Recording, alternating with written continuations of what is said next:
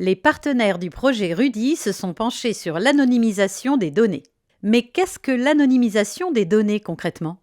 Pierre et Léa habitent Rennes. Ils ont plusieurs abonnements. Leur logement est chauffé au gaz, l'eau chaude et la cuisson sont électriques. Cela représente un ensemble d'informations personnelles que chaque acteur, ville, distributeur d'énergie, société de transport, stocke de manière sécurisée.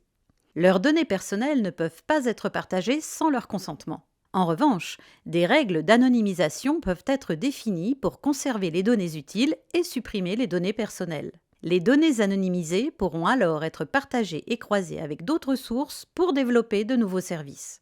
Comment anonymiser ? La généralisation consiste à modifier les attributs d'une donnée pour qu'elle soit moins précise. Si l'âge des usagers est nécessaire pour faire une étude sur les transports, Léa apparaîtra dans la tranche 35-40 ans. Son âge réel ne sera pas diffusé. Autre technique, l'agrégation. Les données de consommation de gaz et d'électricité de Pierre et Léa sont associées à celles de leurs voisins par immeuble, rue ou quartier. Il est alors impossible de déterminer leur propre consommation et de reconstituer leurs données personnelles. Ainsi, Pierre et Léa peuvent comparer leur consommation avec celle de leur quartier. Leurs données contribueront à élaborer des stratégies énergétiques plus proches des usages. L'anonymisation est un travail permanent et complexe, nécessaire à Rudy pour garantir un niveau élevé de sécurité des données et respecter la vie privée de Pierre et Léa.